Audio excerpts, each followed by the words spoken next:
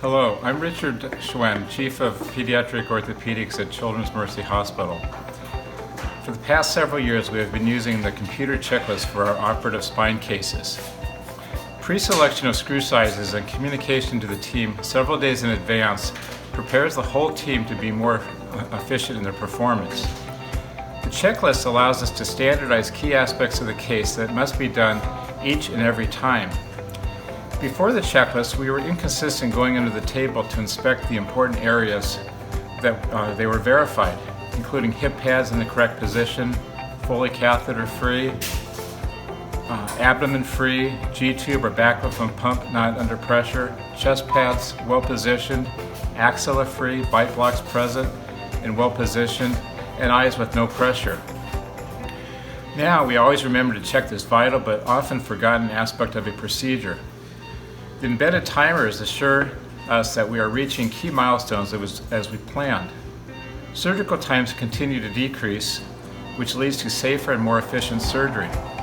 This all provides value to the hospital and greatly improves team dynamics and team health. Thank you.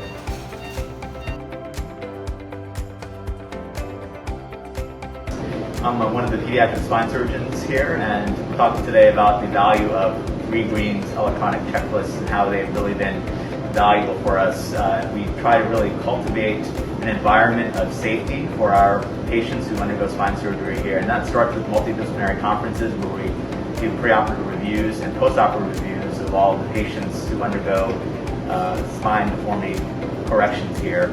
And that really engages all of our team members, from nursing to anesthesia to PT to our residents and fellows, and that's been really a valuable part of cultivating this environment. And furthermore, intraoperatively using the checklist has really continued to be in line with that culture, in that it really engages the entire team and makes everyone feel like they can be involved in the process of taking a child with a complex deformity and making them better.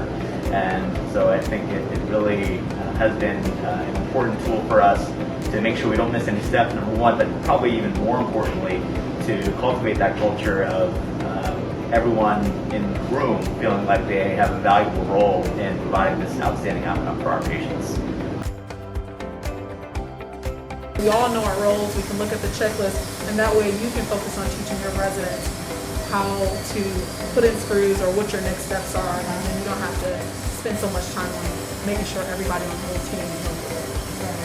No, I feel the same way. Like, I'm hyper-focused right now on Mitch, and I don't have to focus on you or anybody else.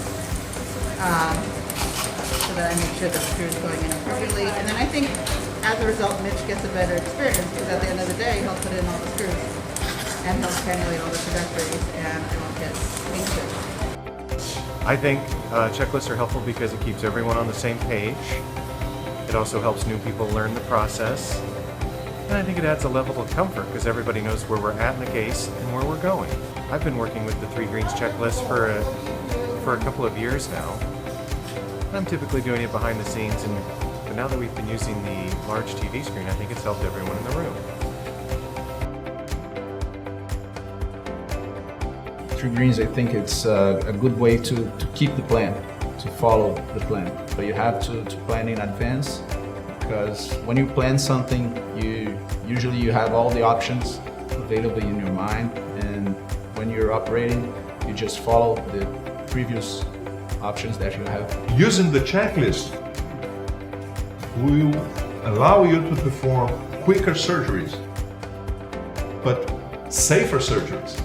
And at the end, the patient will have the probability of a better outcome. Hi, I'm Jim Sanders, and I want to speak to you briefly today about the checklist project that Lloyd Hay has been presenting to you. I've been using this since its inception, and Lloyd and I began discussing this at the Scoliosis Research Society meeting in Dubrovnik. Lloyd, as a pilot, had seen the advantages of automated checklists, which are computer generated, and they were able to be tiered and allow you to go through various levels.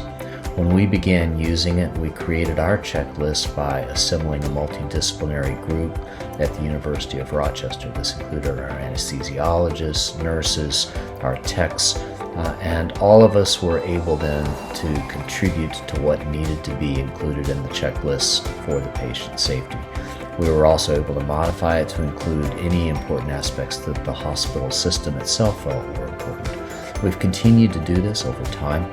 I have found this a wonderful mechanism of communication within the operating room. Everyone is able to see where we are. If there's any challenges, it's brought up for discussion. And we use it also as a mechanism to make sure that everyone feels safe to present any troubles which are occurring. I think this is a major advance for medicine. It does need some scalability, and that's hopefully the next thing that's going to occur with this.